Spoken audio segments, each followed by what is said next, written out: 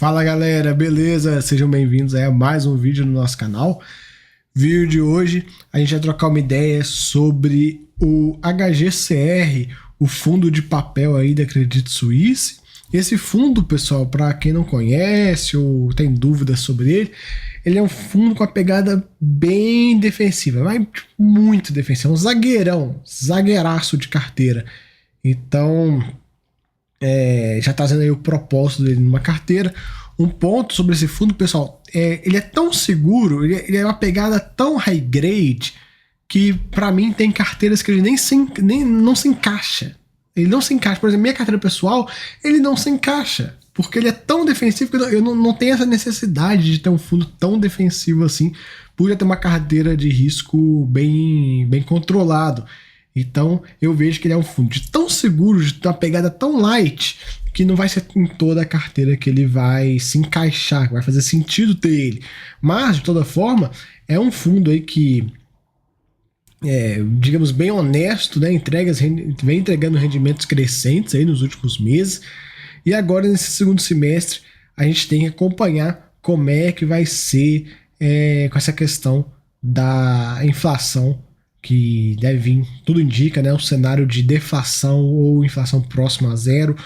O pessoal tá falando de 2 a 3 meses, eu acredito que possa vir até mais, viu? Não é por nada não, eu acho que pode vir até mais. De toda forma, a gente vê aí que o patrimonial dele está sendo negociado a 102, né, 102, ele está sendo negociado a 105 e tal, ele também historicamente fica um pouquinho acima do patrimonial, são 64 mil cotistas. O número de cotistas nos últimos meses voltou a crescer, estava caindo, né? A gente até comentou disso em outros vídeos. Liquidez muito boa, 2 milhões por dia, não tem nem o que comentar. É um fundo grande, né, pessoal? Um fundo aí de mais de 1 bi de PL. Pagou o último rendimento de 1,20. Final de semestre, né? Sempre vem aquela porradinha a mais, mas ele já estava pagando aí num patamar bem próximo disso. Dá um yield de 13,7 aí nesse fundo. Vamos bater um papo sobre isso, né? Aqui no início ele dá umas ponderações gerais, já comentamos sobre rendimento, liquidez, número de investidores. E agora ele falando, né? O fundo teve um resultado de R$1,09, que foi o que ele gerou, então ele utilizou o dinheiro da reserva para completar até 1,20. E ele ainda tem 56 centavos acumulados de semestres anteriores, que são aqueles 5% que o fundo pode reter, né? Ele tem que distribuir 95% do lucro, 5% ele vai retendo, conforme o tempo vai passando, esse é um fundo antigo, ele vai juntando aqueles 5%, de 5 em 5% ele vai conseguindo fazer essa reserva de 56 centavos. O fundo tem ainda também um ponto que é bastante interessante, R$1,65 de inflação acruada nos CRIs, que são indexados ao IPCA. Já comentei bastante sobre isso no canal, venho falando sobre isso, né, alertando vocês, porque tem muita gente que acha que esse rendimento, esse valor de 1,65 tem que ser entregue dentro do semestre. Ele não tem que ser entregue. Esse valor está preso dentro do CRI por uma questão contábil e esse valor vai sendo destravado conforme as amortizações vão chegando e tudo. Então não é um dinheiro que você vou receber dentro dos próximos 6 meses. Não. É um dinheiro que você pode demorar a receber, né? Vai depender muito do cronograma de amortização de cada um dos CRIs dele. Mas de toda forma, é legal mencionar isso porque às vezes eu vejo as pessoas ficando com uma certa confusão com esse assunto. Ele traz aqui que o resultado do mês foi positivamente impactado pelo resgate antecipado facultativo do CRI da Estácio. Conseguiram um lucro de R$500 milhões. Já em contrapartida, eles tiveram um prejuízo de 267 mil em prejuízos realizados em fundos imobiliários. Esse é um ponto, galera, de que eu bato aqui nessa tecla um monte, né? Que assim, é até chato, tanto que eu falo disso. Fundo de CRI tem que ter CRI, não tem que ter fundo imobiliário. Não tem que ter fundo imobiliário, eu não vejo por que fundos de CRI ficam se enfiando nesse caminho, indo em direção a esse caminho de ter outros fundos imobiliários dentro dele. Isso é a maior cagada que um gestor de CRI pode fazer. Porque o fundo, quando a gente compra um fundo de CRI, a gente quer o quê? CRI. A gente não quer fundo imobiliário. Se a gente quiser comprar um fundo e tem outros fundos imobiliários dentro, a gente compra um FOF. Mas eu quero um fundo que tenha CRI e tenha outros fundos imobiliários dentro. Beleza, você tem os hedge funds, Você tem alguns FOFs que tem esse tipo de perfil, então, tipo, vamos lá, galera, vamos separar as coisas. Peço encarecidamente, fundo de CRI é fundo de CRI, fundo de FOF é FOF. Então, tipo, não tem que ficar misturando. Aí fica lá, igual esse fundo é uma posição gigantesca de imobiliário, que se tivesse investido aí em CRI, certamente ia estar remunerando de forma mais interessante. Então, eu vejo isso acontecendo em vários fundos de CRI aí, e depois vocês podem até... Deixo aí o para casa da galera depois de terminar esse vídeo. Pega aí os relatórios dos fundos da sua carteira e vê quem está entregando mais da sua carteira. Quais são os fundos que estão pagando o melhor rendimento? Eu tenho aí certeza que os que estão entregando rendimentos melhores são os que não tem fundo imobiliário neles. Porque fundo de CRI tem que ter CRI. Não tem que ter fundo imobiliário. Enfim, seguimos.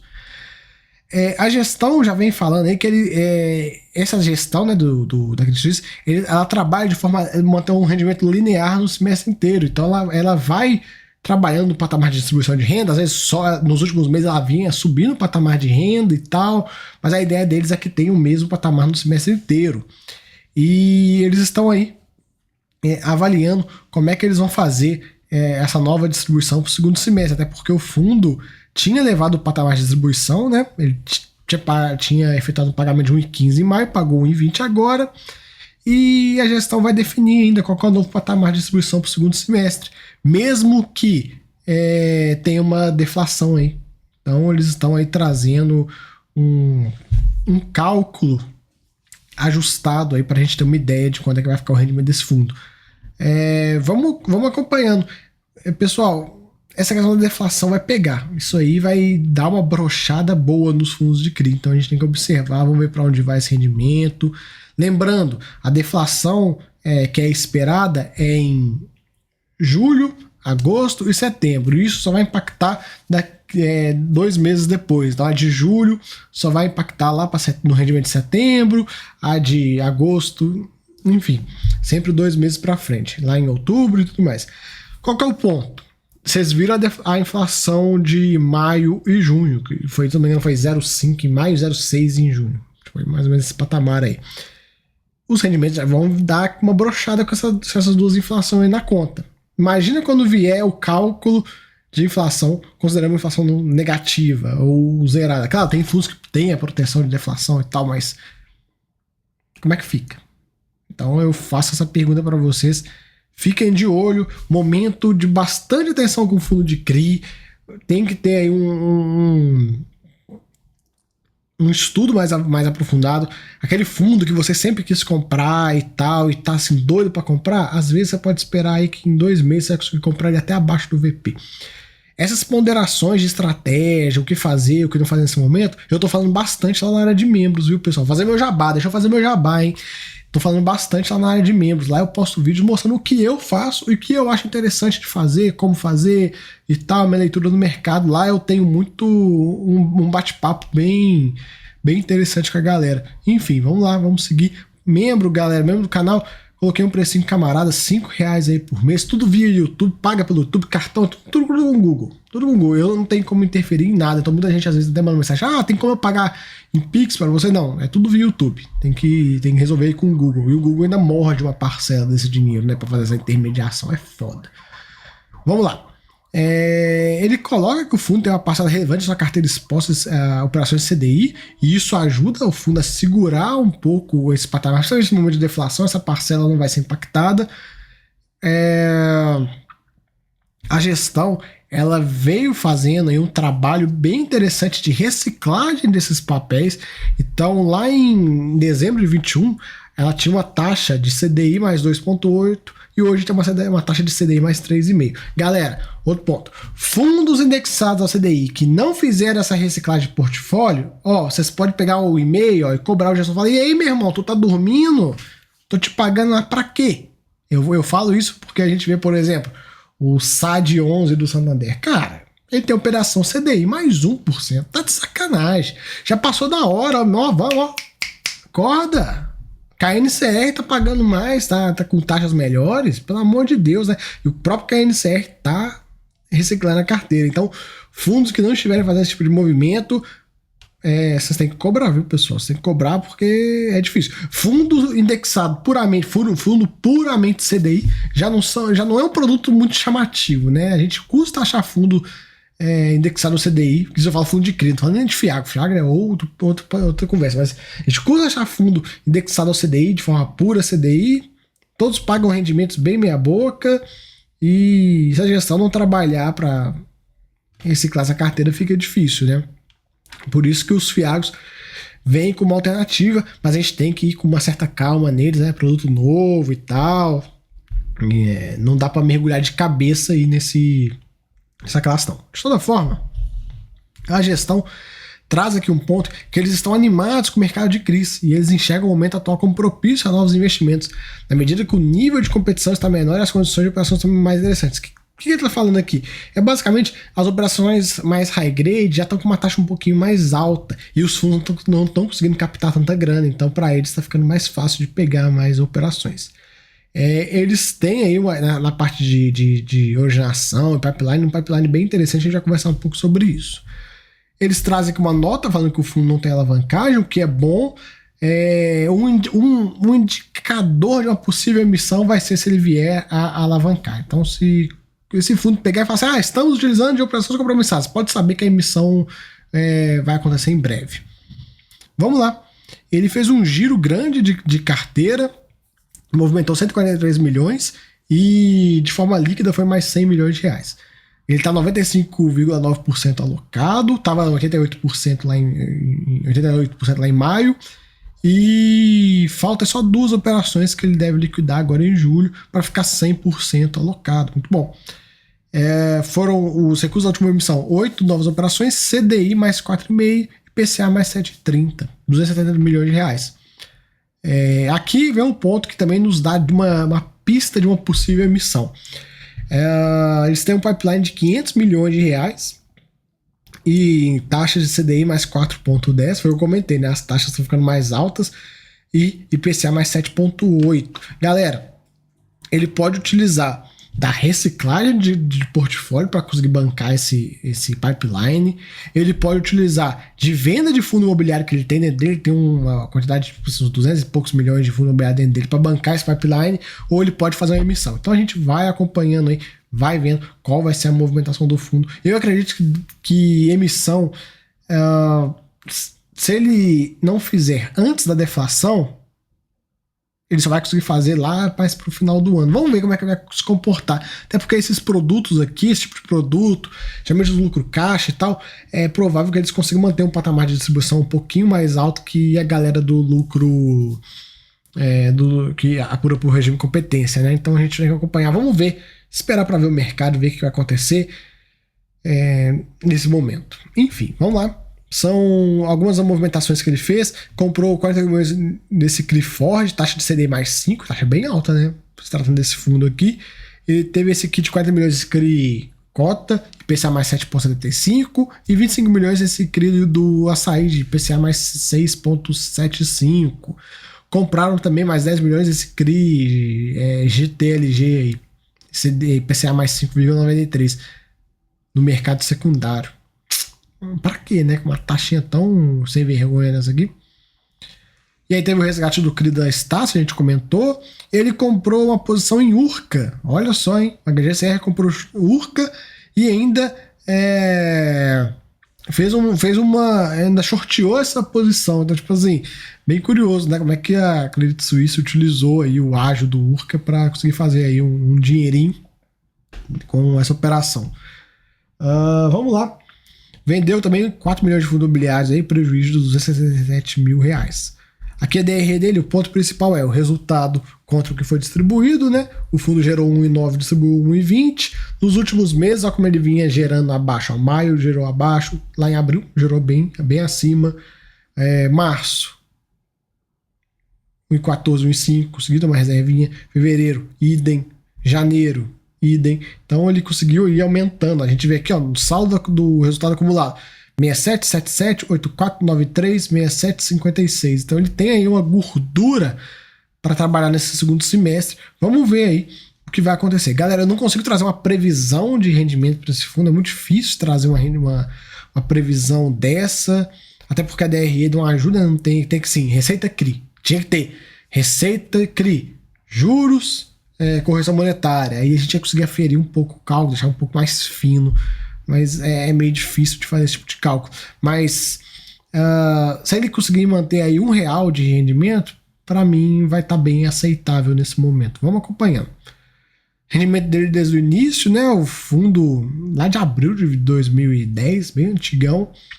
A gente vê aqui, se pensar que o HGLG bateu nele com força, né? Pra vocês verem como é que os fundos da mesma gestão, como é que funciona. Claro que um é um fundo de CRI, outro é um fundo de tijolo. Não tem como comparar. Mas eu tô trazendo essa comparação pra vocês verem aí o poder do HGLG. Número de cotistas, olha como é que vinha, né? Subiu para 60 mil, aí caiu, saiu de 59.500, subiu para 60 mil, aí caiu para 59, aí subiu para 60 mil e agora parece que engatou, satirou. Ele estava preso na primeira marcha, parece que ele botou uma segunda aí, vamos acompanhando para ver. A carteira dele aqui, como é que ela tá dividida, é muito diversificada, né? A maior posição aí tem 6% do PL, tá bem light, é um fundo com uma pegada bem high grade, né? Então ele vai trabalhar com exposições pequenas. Aqui o que eu comentei dos fundos imobiliários que tem dentro dele, 236 milhões de reais, tipo assim, cara, não faz sentido, é uns 15% do PL em fundo imobiliário, acho que poderia muito bem estar alocado em algo mais interessante, entregando mais rendimento. Na alocação histórica, esse fundo historicamente dividido entre CDI e IPCA, a pegada dele é essa, fica lá nos dois assim, então o CDI sobe, ele se beneficia, IPCA sobe, ele se beneficia, então ele trabalha com essa pegada e a gestão vai ajustando a mão nos momentos aí que ela acha interessante. Falando de rating, galera, esse fundo, ele, como eu falei, é uma pegada high grade e tal, não vai te dar dor de cabeça, a ideia, né? A ideia é não te dar dor de cabeça. Eu não vou falar que não vai dar de jeito nenhum, porque às vezes dá, e aí depois o povo vai me cobrar, mas tipo, a ideia é não dar dor de cabeça. Ele é bem diversificado por securitizador, o que é bom. Olhem isso, viu, pessoal? Fundo que só trabalha com uma securitizadora, vocês podem levantar aí a suspeita de, por que só uma, né? Tem tantas opções no mercado. Os setores residencial, hotel, logística, varejo, ele é bem diversificado aí. As garantias do CRI, o foco tá lá em São Paulo, né? Isso aí é normal, todo fundo é assim. Os LTVs, as taxas, a gente já comentou delas. Duration, tá aqui. Vamos lá. Aqui um pouco da carteira dele pra gente ver aí como é que ela tá colocada. Tem os ratings aqui, bastante operação de rating bom, né? Então, um negócio bem tranquilo. E aqui no final, pra gente encerrar, tá cada uma das operações. Não vou passar por tudo e tal, porque acaba que a gente vai... algo mais cansativo, mas a gente dá uma olhada aí nelas por alto aí, só pra gente conversar. Mas é isso aí. Galera, fica aí o vídeo, conversamos bastante aí durante esse vídeo do HGCR. É um fundo que, como eu falei, né, na teoria não é para te encher o saco, não é para dar dor de cabeça, é um negócio com uma pegada mais tranquila, um zagueirão de carteira, e faço o mesmo comentário que eu fiz lá no início. Nem em toda carteira esse cara vai se encaixar. Por quê? Porque ele é ruim? Não, muito pelo contrário, porque ele é tão defensivo que se você tiver uma carteira com nível de risco um pouco mais baixo, não tem porquê. Não tem porquê. Imagina você ter uma carteira cheia de fundos high grade, não, você pode apimentá-lo um pouquinho, claro, fazendo o negócio da maneira correta e tal. Quer um exemplo? Ele é um fundo que cabe numa carteira de um cara, às vezes o cara tem urca de um lado, tiro, porrada e bomba, operações arriscadas, do outro lado o cara vai ter um HGCR. Então, tipo, é esse tipo de coisa. Ah, o cara tem um HCTR na carteira. Pô, cabe demais um HGCR para dar uma equilibrada nesse risco. Agora, se o cara só tem posições mais tranquilas, fundos mais seguros, não faz sentido. Não faz sentido, por exemplo, o cara fazer uma carteira com HGCR, VRTA e MGCR. Não faz sentido. Pra que ser tão defensivo? A não ser que a parte de tijolo dele ou o resto da carteira, ações e tal, seja tiro, porrada e bomba. Mas dificilmente você vai ter aí tijolos com essa pegada tão tiro, porrada e bomba assim. Então, eu vejo aí que esse fundo tem essa função muito de zagueirão de carteira. Beleza? Então, Fica aí o vídeo, espero que tenham gostado. Até a próxima. Fui!